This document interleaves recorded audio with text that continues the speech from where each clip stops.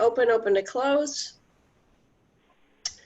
And the first question you're going to have on your homework was, how did you add the app to your phone or tablet? Did anybody have any questions around how to do that, from how to get in on their computer or on the phone?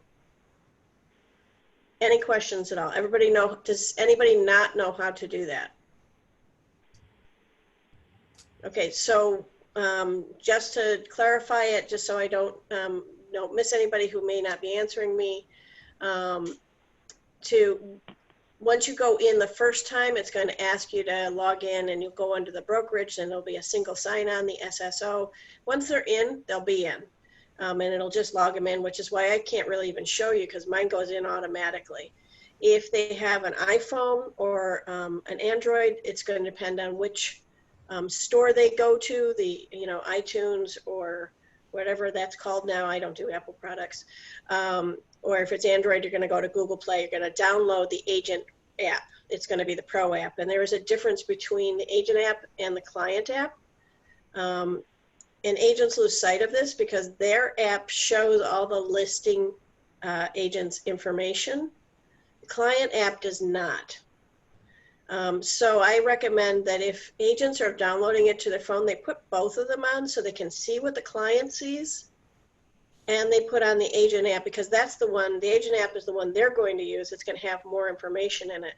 But they should see what the client sees in the client view, because they get very nervous about how come they can see all this stuff and they can't. So I recommend they download both so they can see both. I recommend that for everything. They should sign themselves up as a client in every program we're using, every tool, so they can see what the client experience looks like. So the second question is, what devices let you work in offline mode? So if you go to your GoHana dashboard and you just type in the search Open2Close, there's a nice little document in here, and I've already downloaded it, but I'll show you where it is. So when I type in Open2Close, I get all of these documents, frequently asked question devices. If I click on that, I'm going to get this document, which I've already downloaded earlier, and toward the bottom of it has all the devices that you have to use Open2Close in offline mode. And in fact, at the bottom, but this was created in 2019, so these prices may be old and there may be better devices. We should get this updated, actually. But there are a couple devices, they're well under $100 that agents can get and use. So this is right on the GoHana dashboard, frequently asked questions, devices. If you just type in Open2Close, it'll pop right up. And so I always like to show you where those documents are. So here's Open2Close. All right, so the third question is, can you add another agent's listing to your Open2Close dashboard? So you can. So when you add a property, if I'm looking under my brokerage, here under the search, you can barely see there's a down arrow. You click on the down arrow and you can look by the brokerage listings, by the MLS or by the address. I like to look by the agent's name and email. So I use their Howard Hanna email. Unless I've got the MLS number, that's fine. It's nice and easy. And then I just pick a property and add. And there it is. Super simple.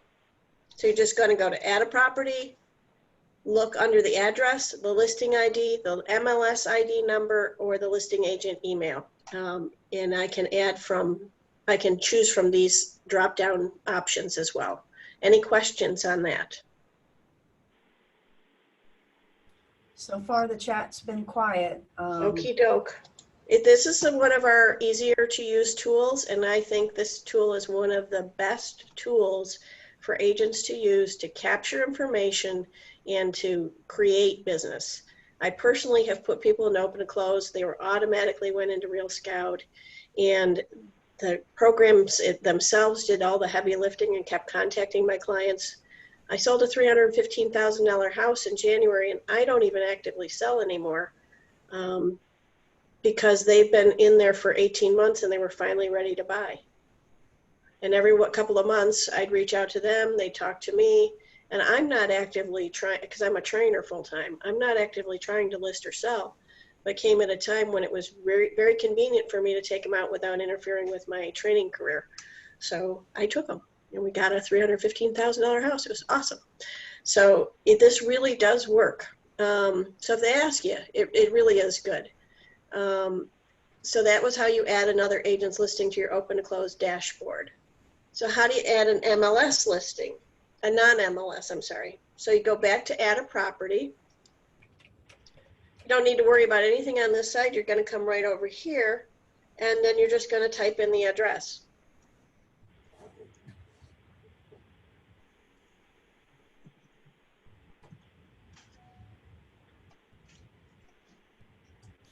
And if I know what I want to list the house at, I put my price in, size, number of beds, number of baths. I can add a description, I can add a private note, and then I can just add that property by clicking the green button at the bottom. So why might I add a non-MLS listing? So for Howard Hanna, the first reason you may want to use it is Find It First. How many of you are using Find It First? If you don't have your camera on, you can give me one of those reactions like a thumbs up. We do not have it in the Southeast region. You don't? Okay. No. So Find It First is one way. Another way it might be a FSBO. It also might be a listing that they took on Thursday or Friday, and they want to get it. It hasn't hit the MLS. Maybe they took it in on Saturday, just hasn't quite gotten in the MLS, and they're going out to show somebody. Well, without Find It First, you can't do that. So in the New York area, in at least Western New York, we are using Find It First. So if I have any admins from Western New York, we are using it. I'm not sure what other areas are. I think Cleveland is. Joshua Springett just commented in the chat that per NYSAR, I guess that's the New York Syracuse Association of Realtors, Find It First is not being used. That's not correct, Joshua. So, because we're using it in Western New York and we're in NYSAR, so that has been cleared up. So we can do Find It First. Yeah, but that's a manager question. But we are using it in Western New York, and it does not violate anything with NYSAR with the what do they call that? It's not non-compete. You know, what's the expression, the phrase I want? Fair advantage, something like that. Yeah, the clear cooperation. Yeah, because we're not showing it to other brokers. We show it to all the brokers. We put it up on our website. We do Find It First on like Friday morning, and it goes in the MLS within the 24 hours of business days by Monday morning. So that's how we're using Find It First. So that follows the guidelines. If you can send some notes or email something to Joshua, he'd appreciate it. Sure. But that's still going to be, who's your regional, Josh?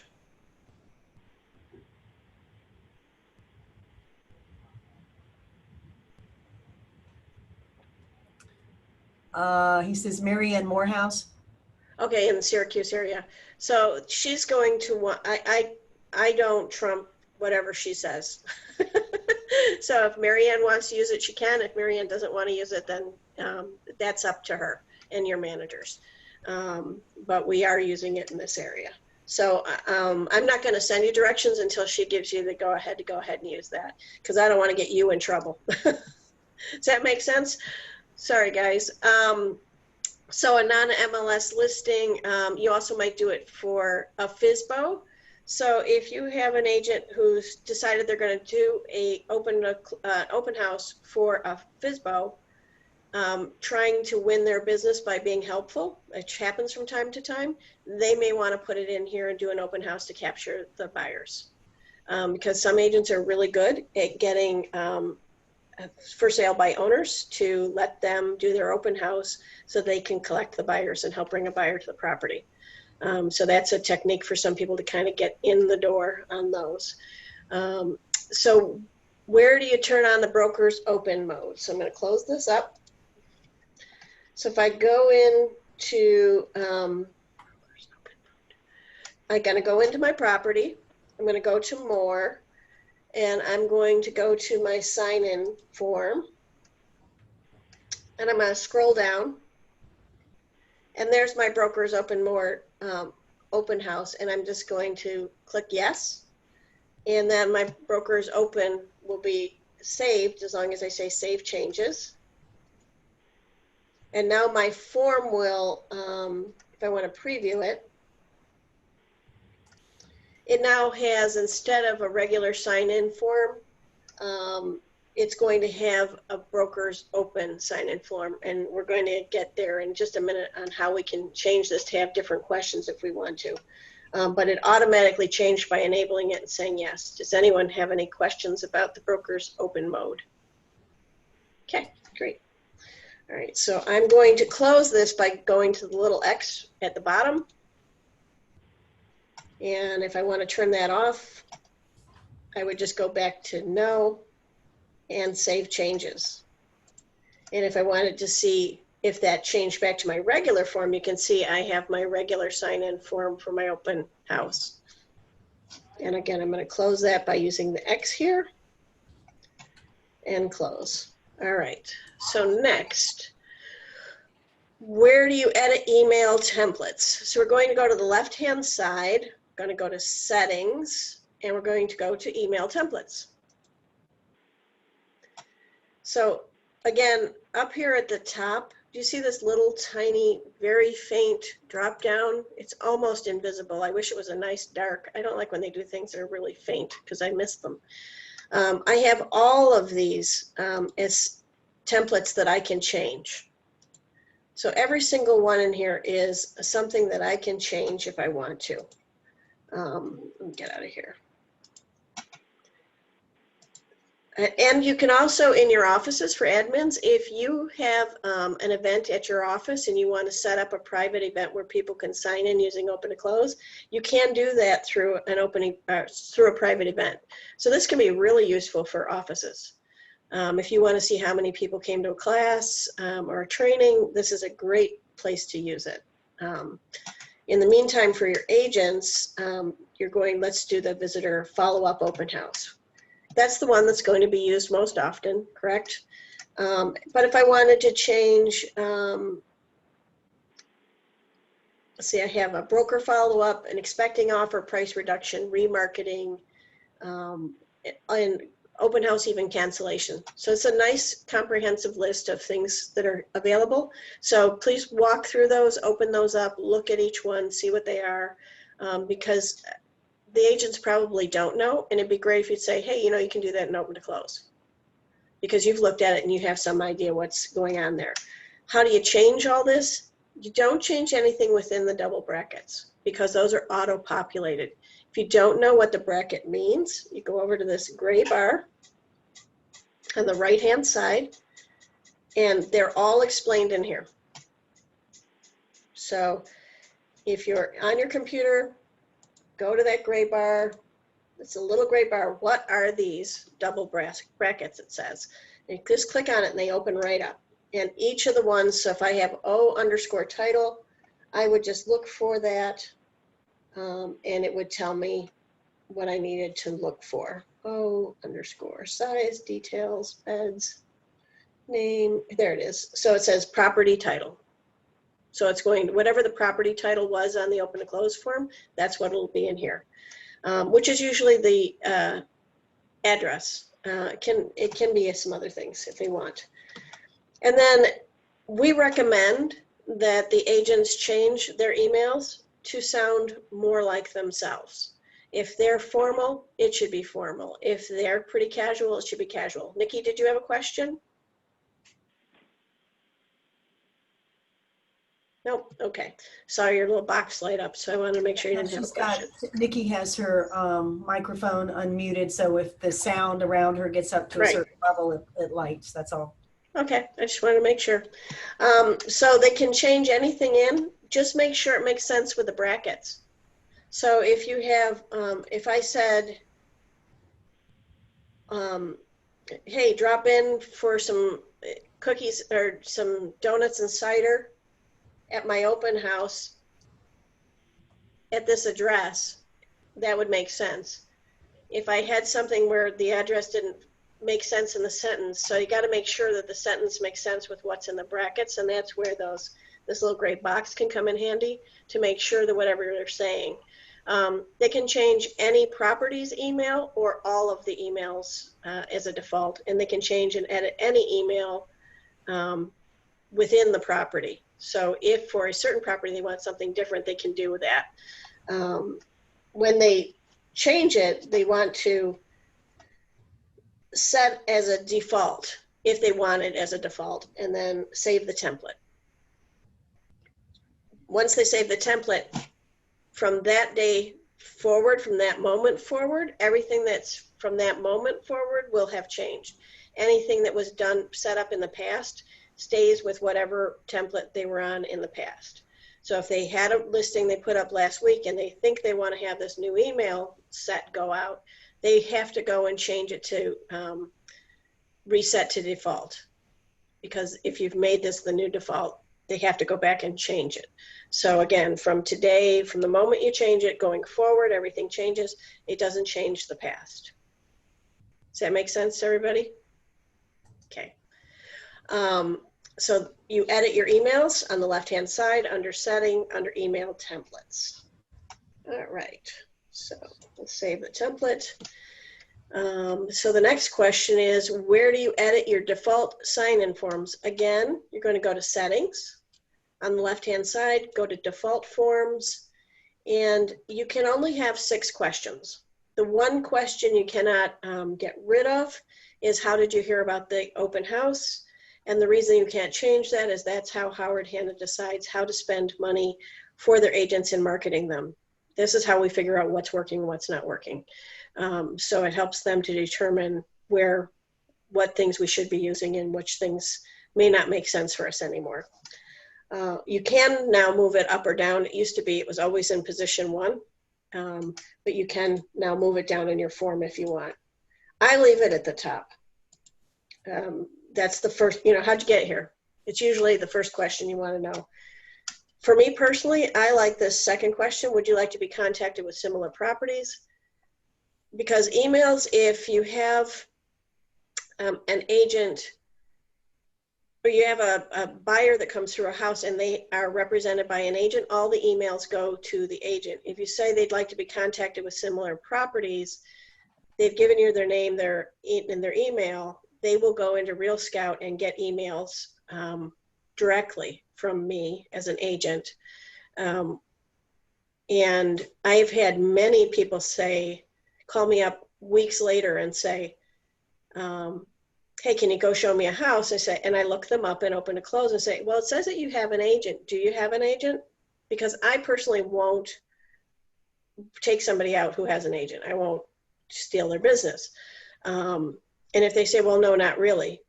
Either you have an agent or you don't. If you do, that's great. Let me talk to them.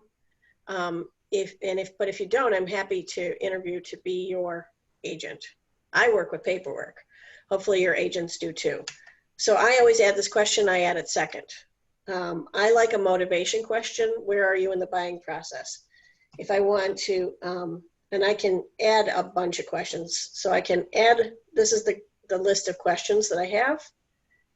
So I can add any of these. I can only have a total of 6 questions. I always ask the agent question. They do not have to. It's not required. I ask if they have one. If they say yes, it will ask for the agent's name and their phone number. I ask that question last because it's been my personal experience that when you ask the agent question, they stop answering all the other questions. So when I ask it last, I get the answers to everything else first. I ask 3 to 4 questions and then I'm done. You are going to want to have enable auto email on yes. Depending on what time the open house is, they may want to change how long it is until they're contacted. Some agents swear by immediately, but a person gets a ping on their phone while they're walking around the house. So I don't like that myself, so I do 2 hours. To me, it seems impersonal if it's sending you an email that's supposed to be coming from me and it's supposed to be personal right away. Other agents love it and they swear by it. So whatever they want to do, that's up to them. And it can be anything from immediately to 24 hours. So they get to choose. I like to think about what time I'm doing the open house and is it going to ping during their dinner time? I don't like to do that. So, but that's me. So they can do whatever they want. So on the questions, these are the standard questions that are available. They can also create custom questions, and they can choose a text answer, a yes or no, or multiple choice. So if I said a text and I typed a question in here, create a question, it would give me an answer, a space for a text answer. If I didn't like that question, I decided, oh, I don't like that, I used the trash can. If I ask for a yes, no, and I type a question in here, I now have the yes, no. And if I do add a question, custom question, and multiple choice, I have to provide the answers. So I have to add which answers I want. And I can keep adding them. Okay? So, and once they create them, they'll go into their saved custom questions. So some agents have specific questions they like to ask for an open house that may not be on the list or may not be asked in a way they like it to be asked. Or for their brokers open, they may have a specific set of questions based on a property. So this is a great time for them to use the custom questions, especially for brokers open. So let me see, did I get rid of that one? Yes, okay. So you're going to set up your auto email, mandatory contact information. You can only have phone or email. Email is the one that I believe you should have checked as yes, because everything we have goes through email. So Open2Close is going to talk to Real Scout. Open2Close and Real Scout are both going to talk to Engage CRM, and everything in the CRM goes out by email. If that doesn't mean you can't also have a phone number, it just means it's not required. Does that make sense? Everybody seems to be following you perfectly well. Okay. All right, if you have any questions, by all means, stop me. Simplified Chinese, if you're in an area where there's a lot of Chinese, there's a heavy Chinese population. This program was written by a Chinese person. It's the only language they have. As a second language. I lived in China, so I know that everything in China is subtitled. Everything, television, movies, it's all subtitled because there's so many dialects. So I live in a heavy Chinese population because we have universities and a lot of high-end companies with. We have a large Chinese population. So I use simplified Chinese. And so when you see my sign-in form, you'll see Chinese characters on everything, and they don't disrupt anything. But if you're a Chinese person and you're trying to understand, you may be what they call the trailing spouse, so maybe the wife is a doctor at the hospital and her husband came over with her, but her husband's English isn't as good as hers. He can read everything. And since it's a personal family home, it's really important to make them comfortable. And very few people speak Chinese, so it's hard for them to communicate. And I've been into homes where I can speak a little Chinese and they can read the characters, and they relax like visibly, like, oh, okay, I understand it's got 3 bedrooms and it has this feature and that feature, and it just makes them more comfortable. So just click that on yes if they are, and if you don't have a lot of Chinese people, you don't need to have it. Font size should be large because some of the devices are very small. And so if you have the small font, in my opinion, because I've worn glasses since I was a kid, it's very faint and fine lines, and it's hard to read. So if you're like me and you don't see things as clearly as some other people with 20/20 vision, that large font is going to be very helpful, especially if they're looking at it on their phone screen, which is tiny. So I always pick large. That's just how I do it. So they can do whatever they want. You can recommend it either way. So that's how you edit the default form. Once you save it as a default form, again, it's everything from that form forward. If they want to change that default form for a property that's already in, they have to go to that property. I'll show you how to do that. Go to a property, and you go here to the edit sign-in form, and I would just say set to default form. And if it was changed, now it would be the form I just completed. It's that simple. And then close.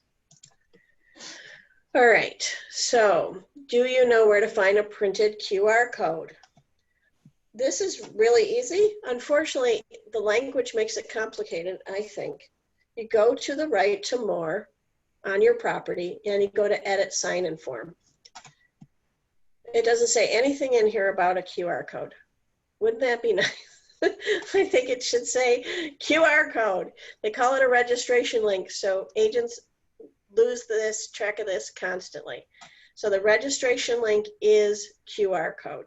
They are the same thing.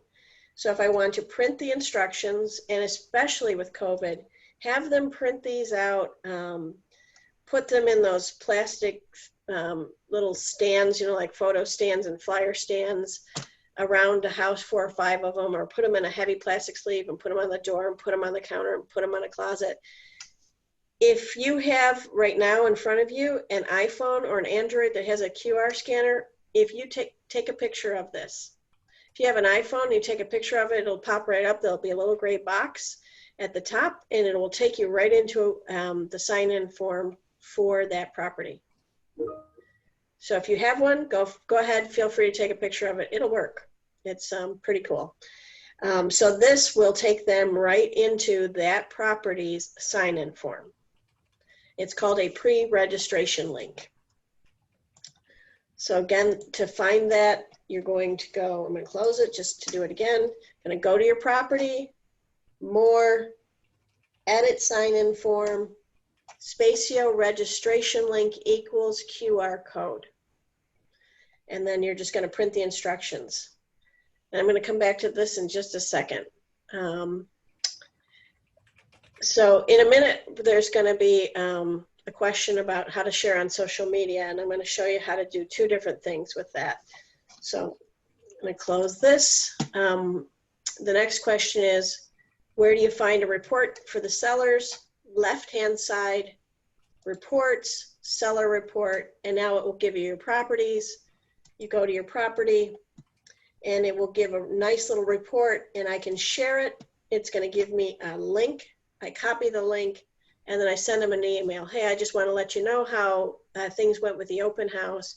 Here's a report from the Open2Close, which is an online sign-in where I'm keeping track of all the clients. So you can share that right there. And if you have a house that's in the middle of a seller's market, you may have, 28 people, 28 groups that came through the open house, and you're going to be able to have all of that information for your sellers. That way they know that you're working, you're doing your job. So let's see. So that's how you do your seller's report. You just copy that link and put it in an email. Do you know how to share a house on social media? So if I go to, let's go to this one. Sorry, close. Let's go back to properties. Let's go to more. And I'm going to go to, where am I going? Property details. This is the URL. And I can copy this. And I can go to Facebook.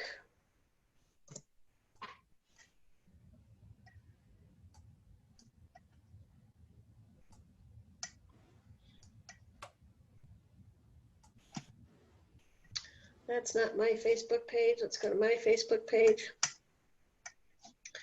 And I can just create a post and I can copy that link right in here. And it pops right up. There's no pictures of this because this is a listing from last year. Usually it'll have the Real Scout picture. There is, you can also go to Real Scout. And I did this earlier just so it'd be set up. So I can go to my Real Scout and I can share on Facebook from a property. And I can additionally share the Open2Close link.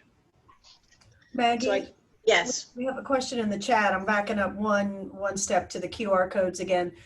Is the QR code something that you could add to a custom flyer?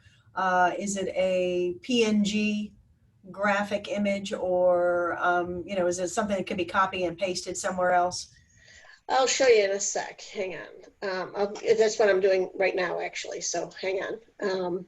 So if I have this Facebook post that I used from Real Scout, I went to the property, I found that and shared on Facebook. If I go to Spacio, Open2Close, and let me get to the same property, edit sign-in form. Now if I go to that QR code, I'm going to copy it from here. And I'm going to add it to this post. I'm going to say, if you would like to, I'm not going to type it all in. Sunday, 1 to 3, I have an open house at 5238 State Route, whatever. To pre-register, click here. And this is going to put up this link, and it's going to take them to that pre-registration sign-in. So I have both the Real Scout listing with all of the, once I click on that, I get all the Real Scout pictures and all the property details and everything. This is my registration form. So yes, you can do that in a flyer. I could do this. I love this method. I think that using these tools together is the best way to share it on social media, but you can also do it with flyers. So yeah, you can copy that in, and you could use the link, insert a link into a flyer, and you might say, pre-register here, click, you know, so where it says what's the title and then the URL goes below. So they have words that make more sense to them than this gobbledygook. I'm pointing to something you can't see. So I like to use these together, but yes, you can copy that into a flyer. Does that answer your question?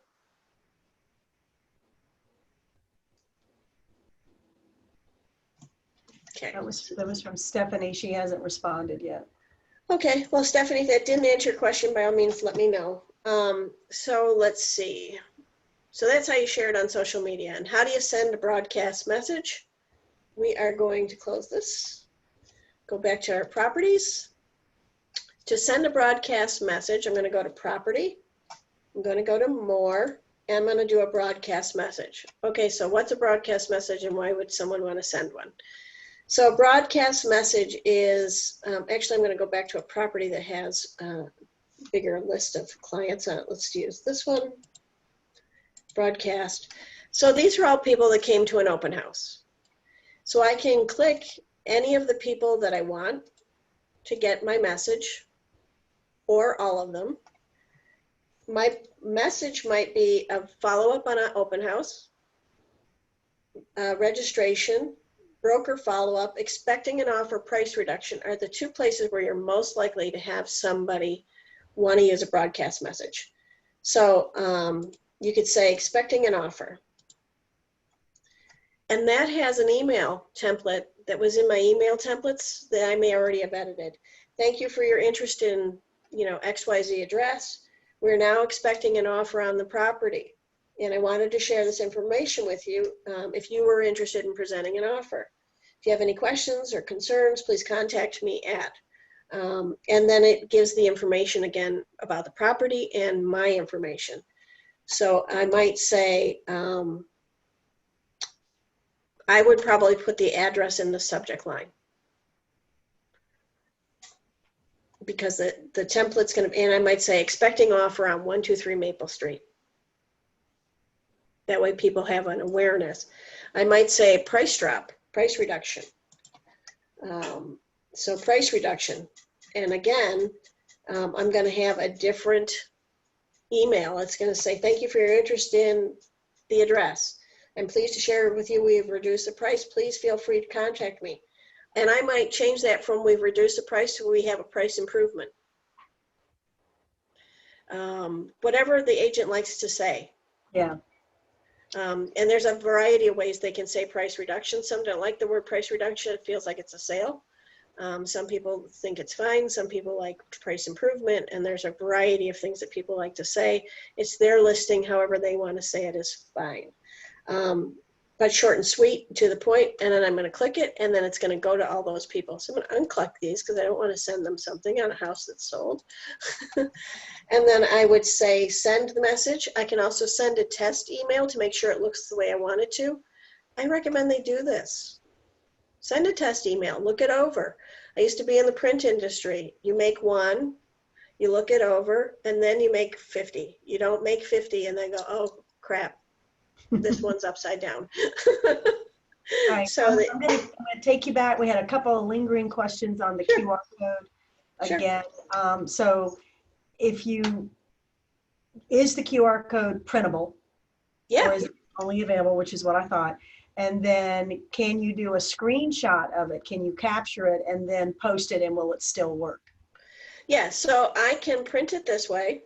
I can just go to print and I can print this out, right click, print. There it goes. It's going to be printed. I can also use my snipping tool. And I can copy all of this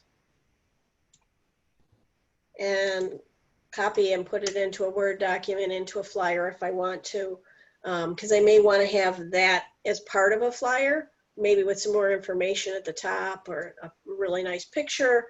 So yeah, so I could create, let's go create a Word document here. Let me get this over here so I can see it. Let's see, file, blank document. So I could Control B. So I could put it there, and maybe above it, I want to insert a picture of the house and make it really pretty. And we can't see. Okay, let me share. Let me see if I can. Let me stop share and reshare so I can show it to you. Hang on. Thanks for letting me know. These are the things I lose track of. Let's see. It's gonna be on this screen, and I just have to make you smaller. Nita, how did that get so big? All right. Can you see? Let me see. Let me go back here. Screen to share. All right, now you're in the wrong place. Can you see something that says 49 Shagbark? Yes. Okay. And we can see it. It looks like you're in a Word document now. Okay, so I am in a Word document, and if I wanted to add a picture, insert a picture, let's see if I can find one here.